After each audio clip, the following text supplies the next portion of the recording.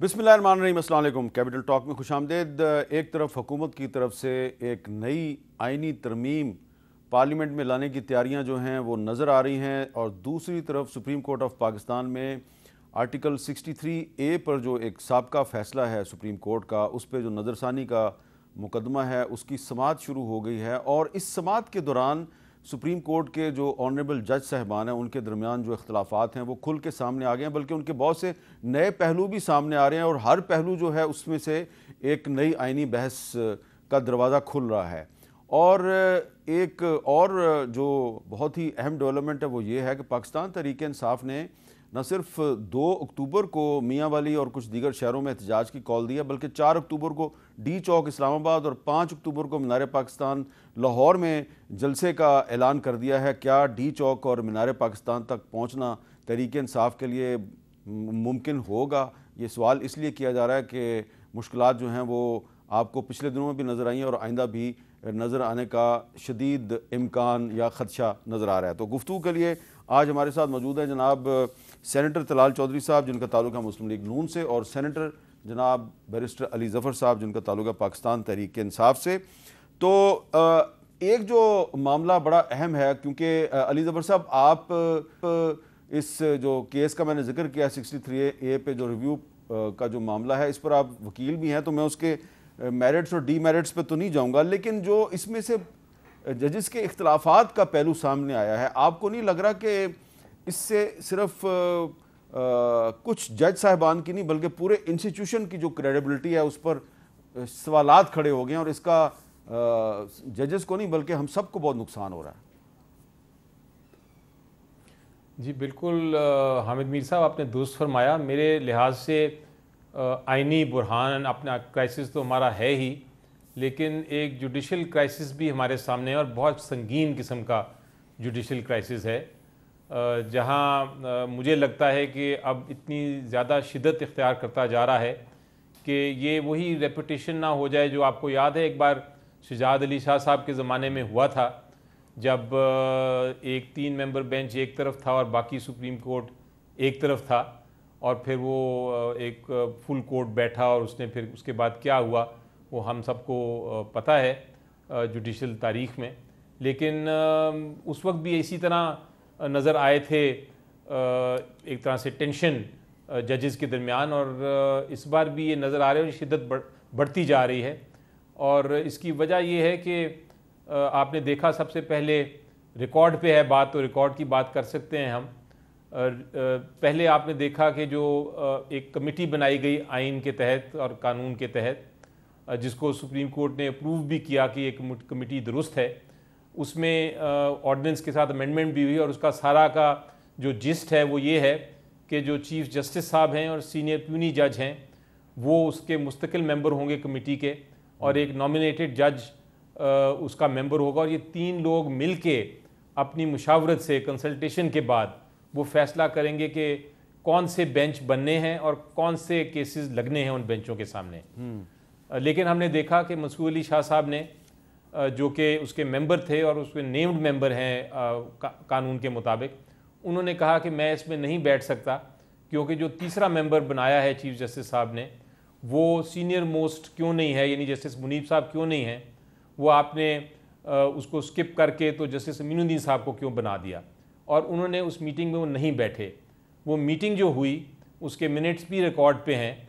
उस मिनट्स में 3 लोग बैठे सिर्फ, एक चीफ जस्टिस साहब, एक जस्टिस अमीनुद्दीन साहब, और एक जो सेक्रेटरी हैं इस कमेटी की। लेकिन जो तीसरे रुकन थे, जो मेंबर थे, जिसके बगैर ये कमेटी बन ही नहीं सकती, वो नहीं बैठे। और उसकी वजह से हमने देखा कि जब 2 मेंबर्स ने ये बेंच बनाया तो जस्टिस मुनीब साहब ने भी एक ख़त लिखा और उन्होंने कहा कि मैं इस गैर कानूनी ये तो सारी आप जो बैकग्राउंड बता रहे हैं वो एक तरफ है, लेकिन अब तो केस की समाअत शुरू हो गई है। समाअत के दौरान भी ये जो जजेस की लड़ाई है ये चल रही है। मैं जो आपसे पूछना चाह रहा हूं कि जो भी अब फैसला करेगी सुप्रीम कोर्ट, उस पर अमल दरामद तो होगा या नहीं होगा? आप क्या समझते हैं? क्योंकि बहुत पहले हमने देखा सुप्रीम कोर्ट के बहुत से फैसलों पे अमल दरामद नहीं हुआ, तो क्या इस फैसले पे अमल दरामद हो जाएगा? जी देखिए, पहले फ़ैसलों पे अमल दरामद इसलिए नहीं हो रहा क्योंकि जो हुकूमत वक्त है वो नहीं उस पर इम्प्लीमेंट करना चाहती, ना इलेक्शन कमीशन ऑफ पाकिस्तान करना चाहता है, ना जिनके पास इख्तियारात हैं वो अमल दरामद करना चाहते हैं, उनको वो जजमेंट्स पहले जैसी अच्छी नहीं लगी। ये जजमेंट जो है मेरे लिहाज से मेरा मौक़िफ़ होगा और कल मैं पेश करूँगा मेरे लिहाज से, और जो रिकॉर्ड पे 2 जज साहिबान का भी ये व्यू है, कम से कम एक जज साहब ने तो राइटिंग में लिख दिया है अपना व्यू कि ये चूँकि गैर कानूनी बेंच है, तो मेरा भी यही मौक़िफ़ होगा। और अगर वो मौक़िफ़ जो है वो तारीख़ जज करेगी कि वो मौक़िफ़ ठीक है, तो फिर इस जजमेंट जो भी जजमेंट आती है उसकी इम्प्लीमेंटेशन पे हमेशा सवालिया निशान रहेगा। अच्छा, अब इसमें भुट्टो साहब की जब उनको सजाए मौत हुई तो वो हो तो गई इम्प्लीमेंट जजमेंट, लेकिन उस जजमेंट को कितने सालों बाद फिर फाइनली सुप्रीम कोर्ट को अच्छा, अब इसमें एक सवाल, वो गलती की, इसमें एक सवाल पैदा हो रहा है। आज Balochistan high court bar association जो है उससे खिताब किया बिलावल भुट्टो जरदारी साहब ने, तो वहाँ पर उनकी तकरीर से पहले एक वकील साहब जो हैं उन्होंने एक ऐलान किया, जरा सुने वो क्या ऐलान है। हम वकला के इस पे कंसेंसस है कि हम 25 अक्टूबर 2024 के बाद मौजूदा चीफ जस्टिस को किसी भी सूरत में कबूल नहीं करेंगे। सदर है जी Balochistan high court bar association के, तो तलाल चौधरी साहब, एक तरफ ये एक तासुर है कि ये जो समाअत शुरू हुई है 63A के रिव्यू में के बारे में, तो इसका जो भी फैसला आएगा उसका अल्टीमेटली फ़ायदा काजी फायज़ ईसा साहब को होना है, और इसीलिए लॉयर्स की कम्युनिटी जो है वो कह रही है कि 25 अक्टूबर के बाद हमने इनको कबूल नहीं करना। आप ये नहीं समझते कि ये एक कन्फ्यूजन दूर करने के लिए चीफ जस्टिस साहब जो हैं वो ऐलान कर दें कि मैं 25 अक्टूबर के बाद कोई सरकारी नौकरी नहीं करूँगा? बिस्मिल्लाहिर्रहमानिर्रहीम। देखिए, क्या ये मुल्क इस तरह चलेगा कि जी मुझे अहमद मीर नहीं पसंद और सुबह ये इधर नहीं बैठेगा, ये परसी उधर चला जाए? रिटायरमेंट गुजारिश सुन लेना, गुजारिश जी। जब ये चीफ जस्टिस नहीं बने थे तो उस वक़्त भी इनके खिलाफ रेफरेंस किसने डाला था? इनको तो उस वक़्त से अच्छे नहीं लग रहे, ये कोई नई बात तो नहीं। और उसके बाद अगर इसलिए ये ओहदे छोड़ दिए जाएँ, या पाकिस्तान में अगर आपको कोई रोल मिलता है वो छोड़ दिया जाए कि जी आपको पसंद नहीं किया जा रहा, और जो कुछ इधर इसके इस्लामाबाद की बेकरी में हुआ है, अगर इसको प्रमोट करना है तो हमें बड़ी अच्छी तरह आता है। तो गुजारिश ये है, ये सारे के सारे वो लोग हैं जो एक ख़ास एंगल से देख रहे हैं। सेनेटर अली ज़फ़र साहब अगर एक कानून दान के तौर पे आज ये बात 63A के पे करते तो कभी ना करते कि मैं बेंच को ये बात कहूँगा। इनके वालिद ये बड़े कानूनदान हैं, ये अपनी कानूनी बात करते। जब आप एंगल लेके जाते हैं पीटीआई का कि मैं सेनेटर हूं क्योंकि पीटीआई का, तो मैं अब उस एंगल से बेंच को देखूंगा, तो फिर इन्हें बेंच नहीं अच्छा लगेगा। अब बेंच अच्छे वो लगेंगे जो गुड टू सी यू है, बेंच बस अच्छे वो लगेंगे जिनकी सास को भी फिक्र है कि मैं सदके जाऊं, मैं वारी जाऊं कि इमरान को सजा ना हो जाए, और बेंच वो अच्छा लगेगा जो कि साकिब निसार जैसे लोग हैं, बेंच वो अच्छे लगेंगे। इसका मतलब मेरी एक बात है, अगर तो यही निज़ाम रखना है, ठीक है ना जी, फिर इनसे ज्यादा ताकतवर दो वो बंदूक वाले हैं। गुड टू सी यू आपको बहुत बुरा लगता था और फाइज ईसा आपको बहुत ही अच्छा लगता है आजकल। देखिए, गुजारिश ये है, फाइज ईसा बात ये नहीं है। अच्छा देखिए ना, मसला ये है, अब इनके रोल देख लेना। 63A पर जो जजमेंट है बंदियाल साहब की, खुदा के लिए मुझे कोई जस्टिफाई कर दे वो। हाँ ठीक है, नहीं एक मिनट, सही कह तो रहे हैं। उनका गुड टू सी यू क्यों उन्होंने इमेज खराब किया इन वजूहात पे? तो जो फाइज ईसा साहब ने कहा था कि प्रेसिडेंशियल ऑर्डिनेंस जारी करना पार्लियामेंट की तौहीन है, पार्लियामेंट को ताला लगा दो, तो उसी प्रेसिडेंशियल ऑर्डिनेंस के जरिए वो जब पावर्स लेके जजेस की कमेटी जो है उसमें बंदे अपनी मर्जी के बैठाते हैं, तो फिर उनमें और बंदयाल साहब में क्या फ़र्क है? पार्लियामेंट बड़ी देर सेशन में रही है, दोनों हाउस सेशन में नहीं थे, और उसके बाद अगर कोई ऑर्डिनेंस आया है तो मीर साहब आप फिक्र ना करें, हम इसको पार्लियामेंट से पास करके भेज देंगे। नहीं, आप तो पास करेंगे, लेकिन काजी फायज ईसा साहब जो हैं, जो कहते थे प्रेसिडेंशियल ऑर्डिनेंस जारी करना पार्लियामेंट की तौहीन है, उन्होंने एक प्रेसिडेंशियल ऑर्डिनेंस के जरिए पावर्स ली, और जिस दिन वो ऑर्डिनेंस मंजूर हुआ जुमे के दिन, उसी दिन चंद घंटों के अंदर अंदर उन्होंने बेंच बना दिया। गुजारिश ये है, इंटरम बेसिस पे अगर एक काम हुआ है कानून साजी हो जाएगी। अच्छा, पाकिस्तान में हर वो तरमीम करेंगे जो पाकिस्तान में पॉलिटिकल स्टेबिलिटी ला सकती है, बिल्कुल पाकिस्तान का जस्टिस सिस्टम रिफॉर्म कर सकती है, पाकिस्तान को आगे, पाकिस्तान के गरीब की रोटी से लेके स्टॉक एक्सचेंज तक और मईशत तक सियासी इस्तेकाम के बगैर नहीं चलेगा। और सियासी इस्तेकाम जब तक पार्लियामेंट नहीं ना बनेगी, ये म्यूनिसिपल कॉरपोरेशन छोड़ेगी अपनी, ये पार्लियामेंट बने, सिर्फ एक फैसला एक अदारे का अटल होता है, वो है पार्लियामेंट। बाकी हर एक का बदला जा सकता है, किसको रखना है किसको घर भेजना है, फैसला पार्लियामेंट करेगी। अच्छा अली ज़फर साहब, ये जो एक पॉइंट है कि जो उमर अताब बंदयाल साहब थे वो जो फैसले करते थे उनको तो तहरीक इंसाफ बहुत पसंद करती थी, और अब काजी फाजिसा साहब जो हैं वो बड़े बुरे लगना शुरू हो गए हैं तहरीक इंसाफ को। उसकी बहुत सी वजूहात हैं, क्योंकि आपकी हुकूमत के दौर में उनके खिलाफ एक रेफरेंस भी दायर हुआ था। तो ये जो एक नया कल्चर पाकिस्तान में पैदा हो गया, तेरा जज और मेरा जज, तेरा जज बुरा है तो मेरा जज अच्छा है, क्या ये कल्चर जो है ये ख़त्म हो जाएगा कॉन्स्टिट्यूशनल कोर्ट बनने से? ये ख़त्म हो जाएगा? जी देखें, ये जो आप बात कर रहे हैं जज खेलने वाली बात, ये आप दुरुस्त कह रहे हैं कि हमारा एक टेंडेंसी है और बड़ी देर से ये चल रही है, अभी नहीं आई, कि जब किसी के हक़ में फ़ैसला आता है तो वो बहुत अच्छा लगना शुरू हो जाता है जज, और जब किसी के ख़िलाफ़ आता है तो वो बुरा लगता है। और फिर ये एक माहौल ही बन गया है, और इसमें कोई एक साइड को आप सिर्फ नहीं कह सकते कि वो सही है या गलत है, इसमें सारे ही शायद एक ही लाइन टो करते हैं। लेकिन कईयों के पीछे वजूहात होती हैं। मैं हमेशा कहता हूं कि आप जज को छोड़ें और आप जजमेंट को देखें, और जजमेंट पे आप बिल्कुल तनकीद करें। बाकी जज साहब ने गलती की नहीं की, उनको हिस्ट्री और तारीख़ जो है वो ख़ुद ही जज करेगी। अब जस्टिस मुनीर की भी बातें होती हैं, बड़े लर्नेड जज थे लेकिन उन्हें फैसले ऐसे कुछ किए जिसकी वजह से उनको क्रिटिसाइज़ किया जाता है, और उसकी वजह से पूरी जुडिशरी को नुकसान हुआ। लेकिन ये अब एक हमारा एक रिवाज बन गया है कि अब हम सीधा डायरेक्टली जज को अटैक कर देते हैं, ये देखे बगैर कि वो जजमेंट क्या है या क्या नहीं है। गलतियाँ बहुत कर रहे हैं जज साहिबान, कोई शक नहीं है उसमें कि बहुत सारी जजमेंटें गलत आई हैं। सबसे अहम जो जजमेंट मेरी नज़र में जो बिल्कुल गलत है और जिसको किसी सूरत में आप एक्सेप्ट नहीं कर सकते, वो है सिंबल केस की, और बिल्कुल गलत जजमेंट है। लेकिन आप जज पे तो तनकीद नहीं करेंगे, आप जजमेंट पे तनकीद करनी चाहिए आपको, और वही मैं करता रहा हूँ और करता भी रहूँगा। और हो सकता है कल को वो जजमेंट सेटिसाइड भी हो जाए। अच्छा, लेकिन इसका अब क्या हल क्या है कि क्या कॉन्स्टिट्यूशन कोर्ट बना देंगे तो ये मामला ख़त्म हो जाएगा? ऐसी बात नहीं है। जब तक, और एक बड़े जूरिस्ट ने बात की है जो मैं आपको बताना चाहता हूँ, वो ये है कि जब उसने कहा कि जब जज साहिबान ने बड़े कुछ 100 साल पहले कहा था कि जब जज साहिबान सियासी केसों में सियासतदान उनको इन्वॉल्व करेंगे तो फिर वो तनकीद का निशाना बनेंगे, और उनके ऊपर भी उसी तरह तनकीद होगी जिस तरह सियासतदानों पे होती है। और यही हाल हमने देखा। हम बड़ी देर से इंसिस्ट करते रहे जुडिशरी को कि आप सियासत में ना हिस्सा लें, सियासत ना खेलें, अपने आप को दूर रखें इससे। लेकिन ये 20 साल से आहिस्ता आहिस्ता, इनफैक्ट इफ्तिखार चौधरी साहब जब के आए थे उस वक्त से एग्जेक्टिव में जब इन्फ्लुएंस होना शुरू हुआ तो वो क्रिटिसिज्म फिर बढ़ता गया।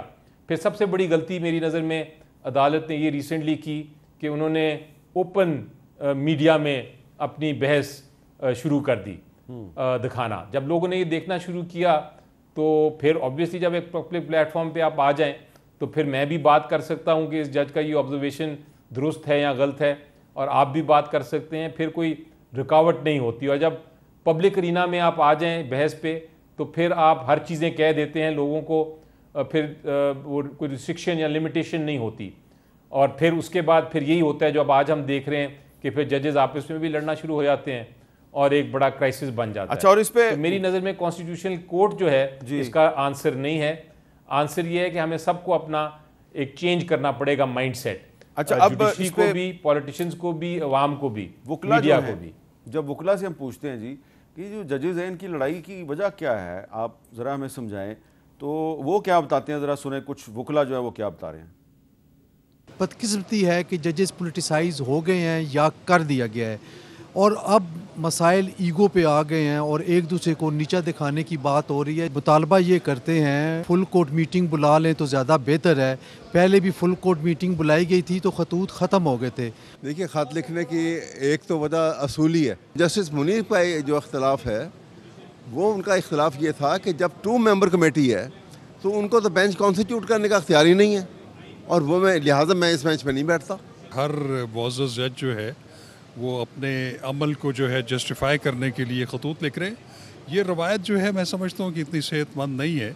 बुनियादी तौर पे तो जो नज़र आ रहा है वो कोई शायद इख्तियारात की तकसीम है, या कोई ये है कि अगर पार्लियामेंट कोई अमेंडमेंट करने जा रही है तो उसको रोकना है, या बाकी कुछ चीज़ें ऐसी हैं कुछ करवाना चाहते हैं। सुप्रीम कोर्ट के अंदर आजकल जो खतूत, इसकी बुनियादी वजह ये है कि कुछ जजेस साहबान जो है वो जस्टिस मुनीर वाली तारीख दोहरा रहे हैं, और कुछ आज़ाद मंश जजेस हैं जो इस मुल्क के अंदर आज़ाद अदलिया और आइन और कानून को बुलंद करना चाहते हैं।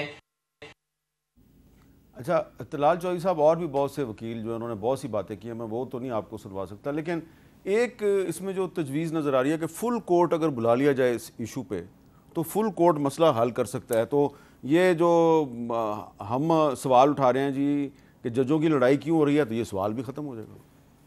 देखिए, जब पहले से ही किसी के जहन में हो कि इसके इतने दिन रहते हैं, इसके उस वक़्त तक इसको चलने नहीं देना, काम करने नहीं देना। नहीं, पहले से अगर किसी के जहन में ये हो कि इसने एक्सटेंशन लेनी है और ये मज़ीद 3 साल के लिए कॉन्स्टिट्यूशनल कोर्ट का भी सरबराह बनने वाला है, तो फिर वो धमकी देंगे ना, जिस तरह आज दी है उन्होंने। ये काम पार्लियामेंट का है।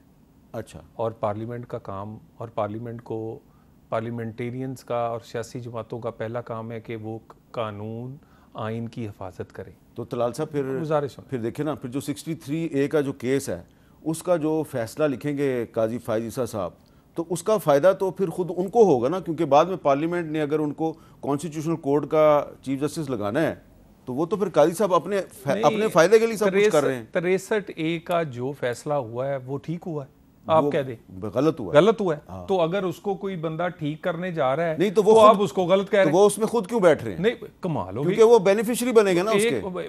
पार्लियामेंट ने फैसला करना है कि उन्होंने, काजी साहब ने खुद फैसला करना है। और दूसरी बात, हाँ। किसने जाना है किसने रहना है, पार्लियामेंट इसका फैसला करेगी। अच्छा। और दूसरी बात है, ये दिन गिनने वाले जो है ना, अल्लाह ना दिन गिने, दिन गिनने वाला कोई नहीं होता। बाकी रही बात, ये जब 2004, 5, 6 में ये COD, आप तो गवाह हैं उन चीज़ों के, उस वक़्त पता था कि इस मुल्क में गुड टू सीजू होगा या फलाना होगा या फलाना होगा। ये सारी चीज़ें उस वक्त कॉन्सेप्ट था।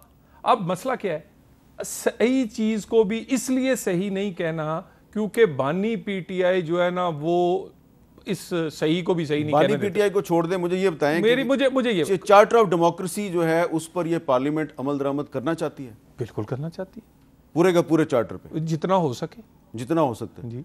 50% भी कर दें तो बहुत बड़ी बात है। पहले भी किया था 18th अमेंडमेंट में, उसमें 19 जो है वो गर्दन ते गोडा रख के ना करवाते, वो 19th वो, और पार्लियामेंट आज के दिन तक यरगमाल है उस 19th अमेंडमेंट की। पार्लियामेंट को तो अपनी आज़ादी के लिए जल्दी से जल्दी तरमीम करनी चाहिए, 18वीं तरमीम। लेकिन तलाल साहब आपने बहुत अच्छा लफ्ज़ इस्तेमाल किया है कि गर्दन पे गोडा रख, यानी गर्दन पे घुटना रखा। इफ्तिखार चौधरी साहब ने रखा था। बिल्कुल। उनको किस पार्टी की सपोर्ट हासिल थी उस वक्त? तो बिल्कुल हमने किया था, हम अदलिया को आज़ाद करा रहे थे, हमें पता नहीं था कि जज आज़ाद हो जाएंगे, अदलिया वहीं रह जाएगी। फिर मतलब अब अगर कोई गलती मान लेनी चाहिए, हमारी नीयत में कोई फ़र्क नहीं था। हाँ। हमारी नीयत में फ़र्क होता तो नवाज शरीफ गुजरांवाला से वापस पूरा इस्लामाबाद पहुंचते। अच्छा, अली जफर साहब ये बताएं कि अगर ये पार्लियामेंट जो है, ये जो चार्टर ऑफ डेमोक्रेसी है 2006 का, अगर उस पर 50% भी अमल दरामद कर देती तो आपके ख्याल में अच्छा नहीं होगा? देखिए जी, चार्टर ऑफ डेमोक्रेसी बना था लंदन में, जब ये दोनों सब लोग, दो बड़ी पार्टीज थी उस वक्त, वहाँ बैठ के उन्होंने एक चार्टर बनाया था। उसमें बहुत सारी शिकें थीं, एक यस आईनी कोर्ट की भी थी, और ये एक शिक ये भी थी, शायद तलाल साहब को याद हो, उसका नंबर शायद 14 नंबर था या 15 नंबर था, जिसमें शिक में ये लिखा था कि इस्टेब्लिशमेंट की किसी किस्म की कोई भी जो पार्टी है वो उसको नहीं मंजूर करेगी उसकी मुताबिक। नहीं, वो नंबर 22 था, वो नंबर 22 था और उसमें एक कहा गया था कि हम फौज की मदद से कोई भी गवर्नमेंट नहीं लाएंगे, ये था, नहीं लाएंगे। हाँ। अच्छा, अब ये सारी बातें, उसमें बहुत सारी और शिकें भी थी इस किस्म की। और अगर आप अमल दरामद करना चाहते तो आप बहुत अरसा पहले, क्योंकि ये तो देखें कितने साल हो गए हैं, बहुत अरसा पहले आप उस पर अमल दरामद कर चुके होते।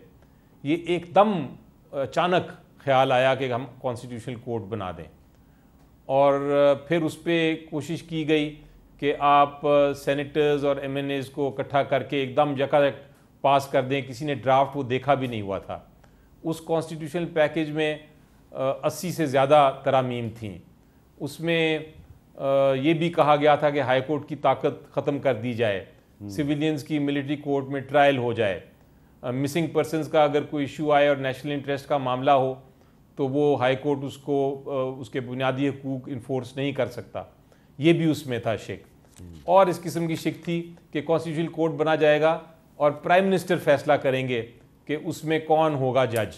ठीक है। तो इस किस्म की अजीब व गरीब जो शिकें थीं वो हुकूमत ने लाने की कोशिश की। यही हुकूमत जिसका ड्राफ्ट शायद किसी ने देखा भी नहीं था, लेकिन सारे MNAs और सेनेटर्स जो थे हुकूमत के, वो तैयार थे उस वक्त साइन करने के लिए। वो तो शुक्र है मौलाना फजलुल हक साहब ने उस वक्त कह दिया कि नहीं, मुझे ये मंजूर नहीं है, और वैसे भी नंबर्स उनके पास नहीं थे हुकूमत के, तो ये मामला बच गया।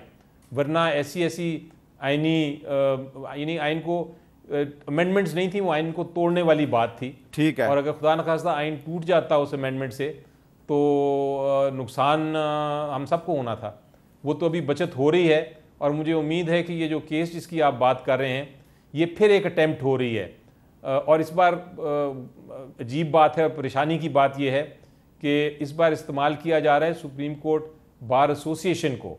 सुप्रीम कोर्ट बार एसोसिएशन जिसका कोई ताल्लुक नहीं है 63A से, जिसका सिर्फ ताल्लुक ये है कि वो अपना जो वकीलों की वेलफेयर है उसका ख्याल रखे, वो अब कूद गई है मैदान में। लेकिन और वो कह रही है कि जनाब सदर रहे हैं, हॉर्स ट्रेडिंग को आप भी सुप्रीम दुरुस्त कोर्ट करें। बार के सदर रहे हैं, और जो सदर हैं इस वक्त सुप्रीम कोर्ट बार के, अगर मैं गलत नहीं तो उनका ताल्लुक भी आप ही के ग्रुप से है, तो फिर वो कैसे इस्तेमाल हो रहे हैं? आपने उनको क्यों नहीं समझाया?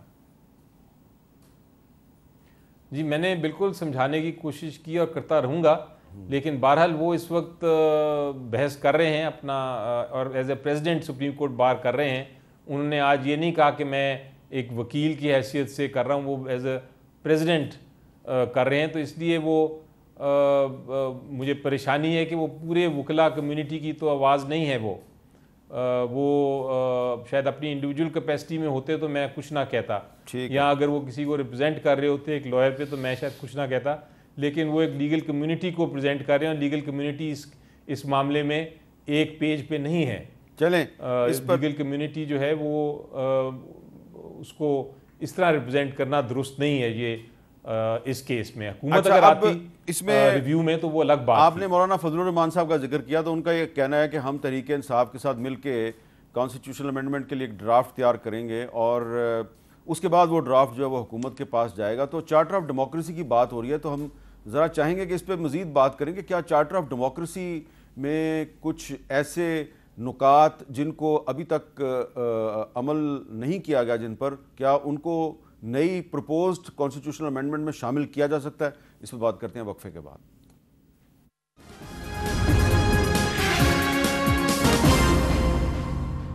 कैपिटल टॉक में दोबारा खुश आमदेद। अच्छा तलाल साहब, मैं कुछ चीज़ें हैं आपसे पूछता हूँ, बड़ी सिंपल सी चीज़ें हैं, आपका क्या ख्याल है? मैं सिर्फ इस पर ज़रा लंबी बहस में ना जाएँ।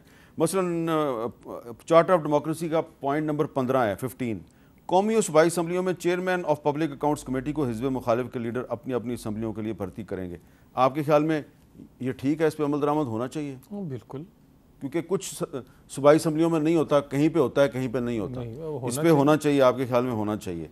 अच्छा आगे चले जाते हैं। ये हम फौज की मदद से कोई भी गवर्नमेंट नहीं लाएंगे, बिल्कुल ठीक है, इस पर भी लेकिन साथ ये भी इस दफ़ा शामिल कर दें कि हम फौज को ज़बरदस्ती भी नहीं लेके आएंगे। हाँ बिल्कुल नहीं। अच्छा, इसका नुक्ता नंबर 28 है, तमाम सियासी असीरों को रहा करते हुए गैर मशरूत तौर पर उनको सियासी वाबस्तगियों को बहाल किया जाए और तमाम सियासी पार्टीज़ और शख्सियात के लिए इलेक्शन ओपन होना चाहिए? देखिए, सियासतदान होने से लाइसेंस नहीं मिल सकता कि आप जो मर्जी करें, और सियासतदान होने से बल्कि पहले एहतसाब के लिए अपने आप को पेश करना, सियासी सिरों को रहा करना चाहिए कि नहीं करना? सियासी, लेकिन जो जिन पर कोई मुकदमा ना हो, ठीक है, जो जेनवन जिन पे मुकदमा है, देखो ना जी, हुण तुसी कहो जी कि 190 मिलियन भी कोई खा जाए तो कभी मैं सियासी हाँ तो मैंने माफ़ कर दो। अच्छा, अगला चलते हैं। आम इंतखाबात के 3 माह बाद बल्दियाती इंतखाबात कराए जाएंगे। ये इसको इसी तरह ही आना चाहिए आइन में। तो ये फिर आप अपने ड्राफ्ट में इसको शामिल करें कि बल्दियाती इलेक्शन भी कराना चाहिए। बिल्कुल ये होना चाहिए। देखिए मसला क्या है, या रिफॉर्म बंदा करना शुरू कर दे, तो हम तो 2013 में बड़ी मुश्किल आए थे, अभी 13 में पूरा आके इधर पहुंचे नहीं थे तो धरना आ गया था। चलें, ठीक है ना जी, और उसके बाद आपको डिस्ट्रैक्ट कर दिया जाता है। तो मेरा ख्याल है कि अगर रिफॉर्म, अभी ये अली ज़फ़र साहब कह रहे थे कि यकायक क्या ख्याल, वो भी यकायक भी अगर अच्छा ख्याल आ गया है तो आप हमारे साथ हो। अच्छा, एक और अली ज़फ़र साहब, चलें, आपने कहा कि यकायक क्या ख्याल आ गया कि सिर्फ कॉन्स्टिट्यूशनल कोर्ट को चार्टर ऑफ डेमोक्रेसी उठा के, तो आप कह रहे हैं हमने उस पर अमेंडमेंट लानी है। ये चार्टर ऑफ डेमोक्रेसी में 3-4 और भी चीज़ें हैं, मैं चाहता हूँ इस पर अब आपसे बात कर लूँ। जो पॉइंट नंबर 32 है वो कहते हैं जी ISI, MI और दीगर security agencies PM secretariat, ministry of defence और कैबिनेट डिवीजन के मातहत एहतसाब के लायक होंगे और इनकी बजट DDC यानी कि डिफेंस कमेटी जो है कैबिनेट की, उसकी मंजूरी से मुतलका मिनिस्ट्री मंजूर करेगी। आपके ख्याल में ये भी आना चाहिए? जी देखें, अगर चार्टर ऑफ डेमोक्रेसी बनता है, जब डॉक्यूमेंट बनता है तो फिर सारी शिकें आएँ। अगर आपने एक शिक कुछ सिलेक्ट करके आप ला रहे हैं तो फिर इसका मतलब है आपकी नीयत कुछ और है। चार्टर ऑफ डेमोक्रेसी इन्होंने बनाया था, अच्छा डॉक्यूमेंट है, उसमें कुछ चीज़ें अच्छी थी, लेकिन इम्प्लीमेंट फिर सारा कुछ करें। बड़ा आसान है बैठ के आप एक मौक़िफ़ बना दें और फिर बाद में चार्टर ऑफ डेमोक्रेसी कहें कि जनाब इसमें से ये शिक थी, हम ये लेके आ रहे हैं, और बाकी भूल जाएं, तो ये तो फिर बात नहीं बनती है, तो उसूलों की बात नहीं है। आप कह रहे हैं अगर अमल दरामद करना है तो, आप कह रहे हैं अमल दरामद करना है तो पूरे के पूरे चार्टर ऑफ डेमोक्रेसी पे अमल दरामद किया जाए। मैं कह रहा हूँ जी कि अगर आपने करना है, आप लेके आए शिक्कें सारी जो नॉर्म ये इसके मुताबिक हैं, डिस्कस करें, डिबेट करें, जिस तरह 18वीं तरमीम की अमेंडमेंट्स हुई थी आइन में, और वो बाकायदा 1 साल लगा था उसमें, हर चीज़ पे डिस्कस करें, तो क्यों नहीं, वो अच्छी बात है डिस्कस करना, और उसके बाद जो उसका नतीजा निकले वो फिर लेके आएँ।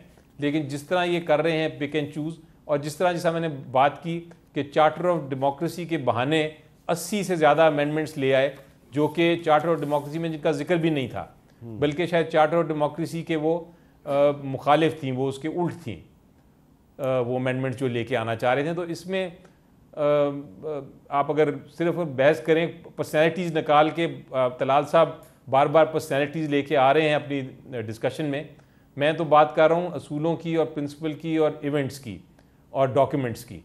आप उठा के देख लें इनका जो ड्राफ्ट था, जो पीपल्स पार्टी के पास भी गया और जो शायद सेनेटर जो हैं उनके पास भी गया, मुर्तज़ा कामरान साहब के पास, JUI के जो वकील हैं, तो उनके पास भी जो ड्राफ्ट्स गए उसमें देखिए क्या क्या चीज़ें हैं। कामरान मुर्तज़ा साहब तो कहते हैं कि जो मैंने पहले निकाला ड्राफ्ट, तो उसमें एक सांप निकला काला, आर्टिकल 8 का तरमीम।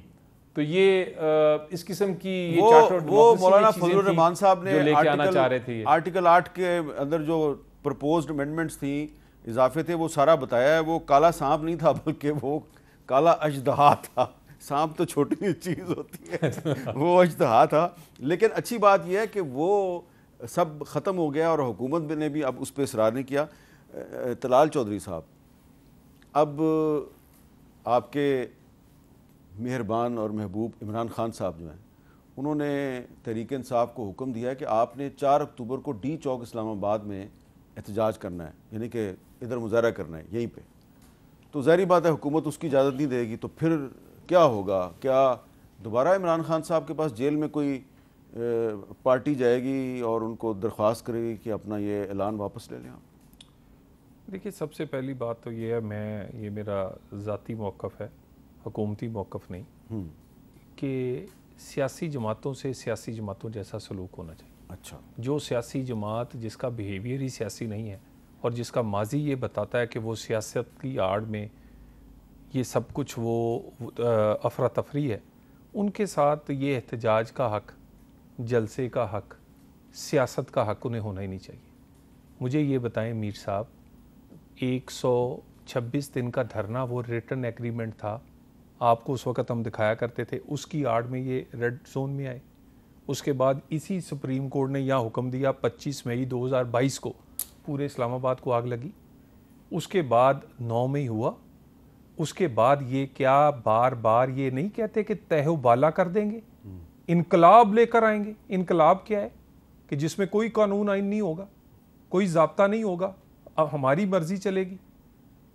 तो अगर इनकलाब लेकर आना है तो ऐसा इनकलाब जिसमें मादर पिदर आज़ादी होगी, या मेरा मतलब जिसमें तालिबान या वो वाली सोच रखते हैं, तो वो वाला इनकलाब तो फिर हम रजिस्ट करेंगे। हम तो आइन और कानून का इनकलाब चाहते हैं। ठीक है। और इन्होंने अगर कोई एहतजाज करना है, सियासी जमात बन के दिखाएं। और सियासी जमात सियासी, अब इनके ये कोई वहाँ से ऐलान नहीं होगा कि वहाँ एहतजाज, वहाँ ये इसका फैसला हुकूमत करेगी कि कहाँ एहतजाज हो सकता है और कहाँ नहीं हो सकता। अच्छा, इस पर अली ज़फ़र साहब से बात करते हैं एक छोटे से ब्रेक के बाद।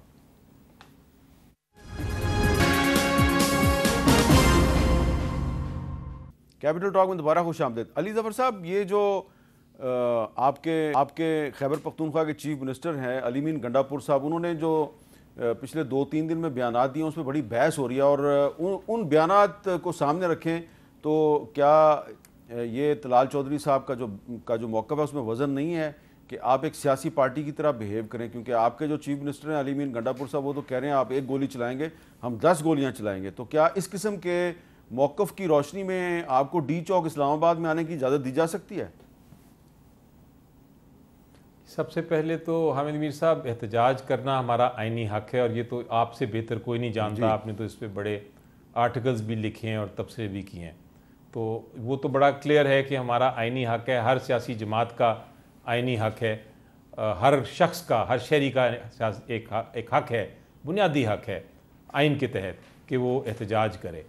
अब हाँ, इनका अभी बात की हुकूमत की तरफ से, उन्होंने कहा कि हमारी मर्ज़ी कि हम एहतजाज करने दें, किस टाइम पे, किस जगह पे। इनकी नज़र में शायद एहतजाज का मतलब ये है कि 4 से 5 बजे तक मैरियट में बैठ के आप एहतजाज कर लें, और वो एक एहतजाज समझते हैं। एहतजाज ये नहीं होता। एहतजाज ये होता है कि लोगों का जलसा होता है, गैदर करते करते उनको लाते लाते भी बड़ा टाइम लग जाता है, और लोग बड़ी दूर दूर से आते हैं, वो सुनना चाहते हैं अपने कायदीन को, उसमें घंटों लग जाते हैं, 11-12 बजे रात भी हो जाती है। हाँ, तीसरी चीज़ ये है कि जो आपका प्रोटेस्ट है या आपका राइट है, आपका वो राइट जो है आपने एक्सरसाइज करना है, उसको इस्तेमाल करना है आपने पुरअमन तरीके से, और वो हम बिल्कुल तैयार हैं, हमेशा तैयार रहेंगे। और यही है, बल्कि मैं तो उसे एक स्टेप आगे जाता हूँ, मैं एक कदम आगे जाता हूँ, और मैं ये कहता हूँ कि हम बर्दाश्त कर रहे हैं जुल्म, हम बर्दाश्त करते रहेंगे और करते रहना चाहिए हमें जुल्म, लेकिन अपना राइट जो है, हमारा हक है जो प्रोटेस्ट करने का, एहतजाज करने का और तकरीर करने का, वो हक हम ज़ाया नहीं होने देंगे। हम बर्दाश्त करेंगे जुल्म, हमें मारा पीटा जा रहा है, लेकिन हमने जो पुलिसमैन जिन्होंने मारा पीटा, उनको हमने, जो लोगों ने पकड़ा उनको छुड़वाया, हमारे लीडरान ने उनको बचाया, उनकी हिफाजत की, क्योंकि हम पुरअमन प्रोटेस्ट चाहते हैं और जुल्म बर्दाश्त करना जानते हैं। हाँ, जो आपकी आखिरी बात थी जिसमें आपने कहा कि स्टेटमेंट जो है किसी की भी, मैं किसी शख्स का नाम नहीं लेता, लेकिन मेरी नज़र में तकरीर करने में भी और एहतजाज करने में भी आपको एक रिस्ट्रिक्शन है, उसकी एक लिमिट है, और आप वो लिमिट, अगर कोई आप ऐसी गलती करते हैं जो कि कानून के बाहर हो, तो फिर आप उसके ख़िलाफ़ एक्शन लें। लेकिन आप ये नहीं कह सकते कि चूँकि किसी ने कुछ कहा इसलिए हम एक पॉलिटिकल पार्टी को, सियासी जमात को पूरा का पूरा एहतजाज नहीं करने देंगे। ये कहीं आइन में नहीं लिखा, मुझे दिखा दें आइन में ये कहाँ लिखा है। आप किसी के ख़िलाफ़ एक्शन ज़रूर ले सकते हैं, लेकिन एहतजाज का हक़ नहीं छीन सकते। और अगर आप छीनेंगे तो मैं भी आपको, जिस तरह और लोग हमारे कायदीन जो हैं, वो लीडर्स जो हैं, वो वार्निंग दे रहे हैं, मैं फिर आपको वार्निंग दे दूंगा कि लोगों को अगर आप रिलीफ नहीं देंगे, उनको अगर एक्सप्रेशन, फ्रीडम ऑफ एक्सप्रेशन नहीं देंगे कि अपनी गुफ्तगू कर सकें, अपनी बात कर सकें, तो फिर वो फट पड़ते हैं और फिर उससे नुकसान होता है। तो ये ना आप इतना ना लिमिट, इतना ना आगे चले जाएं कि लोग फट पड़ें और फिर जब आप फट पड़ते हैं तो फिर आप काफ़ी कुछ कह जाते हैं जो कि आपकी शायद इंटेंशन भी नहीं होती, आपकी नीयत नहीं होती वो कहने की, लेकिन आप गुस्से में कोई बातें कर जाते हैं। वो कंट्रोल करना चाहिए, बिल्कुल कंट्रोल करना चाहिए आपको अपनी ज़ुबान पे भी, लहजे पे भी, और ये हर एक पे अप्लाई करता है, ये सिर्फ पॉलिटिशियंस पे नहीं, ये हमारी अपनी आम चले अब इस पे जरा मैं देखता हूँ कई बार लोग इस पे ज़रा रिस्पॉन्स ले लूँ। तलाल चौधरी साहब आखिर में ज़रा रिस्पॉन्स दे दें कि आप इतना पाबंदियाँ ना लगाएं कि बकौल अली ज़फ़र साहब के लोग फट पड़ें। सारी चीज़ है मीर साहब, ये रावलपिंडी के लियाकत बाग में कई हफ्ते जमात इस्लामी का धरना हुआ, कोई एक पत्ता, कोई एक गमला टूटा, हुकूमत ने सिक्योरिटी दी, सारे मामलात खैर वफियत से हुए। इन्होंने ऐलान किया तो क्यों रोका गया? इसी तरह इस्लामाबाद में जलसे होते हैं, लोग आते हैं, जलसा करते हैं, चले जाते हैं। JUF ने किया, इनके दौर में भी किया। उसके बाद देखिए, एक कानून और ज़ाब्ते के अंदर चीज़ें हो सकती हैं जिनका माजी इस बात का गवाह हो कि वो सियासी हैं ही नहीं। जब तक 9 मई धरने जैसी इनकलाब और तहो बाला करने की सोच नहीं हटेगी तो हुकूमत का ये फ़र्ज़ बनता है कि वो फिर सख्ती करे और इजाज़त उसी वक्त ही दे या उस माहौल में दे जहां आम आदमी की ज़िंदगी। तो इसका मतलब है 4 अक्टूबर को डी चौक तक आने की इजाज़त तो नहीं दे देखिए जी, ये अपना बिहेवियर सियासी करें और ये कानून डिक्टेट अडियाला से नहीं होगा, वो कानून खुद अपने आप को डिक्टेट करेगा। अच्छा, बहुत बहुत शुक्रिया जनाब तलाल चौधरी साहब और जनाब सेनेटर अली ज़फ़र साहब। और आप सिर्फ इतनी ही मुअद्दबाना गुजारिश कर सकता हूँ कि हुकूमत हो या अपोजिशन हो, दोनों को चाहिए कि जो आईन पाकिस्तान है उसका ख्याल करें। आईन पाकिस्तान में जो आज़ादियाँ दी गई हैं उसका दोनों को ख्याल करना चाहिए, और जो ये आज़ादियाँ हैं इनके साथ साथ ये आइन हम पर कुछ ज़िम्मेदारियाँ भी अदा करता है। जैसा कि आइन का जो आर्टिकल 19 है उसमें आज़ादी इजहार के साथ साथ कुछ ज़िम्मेदारियाँ भी आयद की गई हैं, कुछ शराइत भी आयद की गई हैं। तो आज़ादी का भी इस्तेमाल करना हमारा हक़ है, लेकिन वो आज़ादी जो है उसको ज़िम्मेदारी के साथ इस्तेमाल करना आईन पाकिस्तान का तकाज़ा है। इजाज़त दीजिए, अल्लाह हाफ़िज़।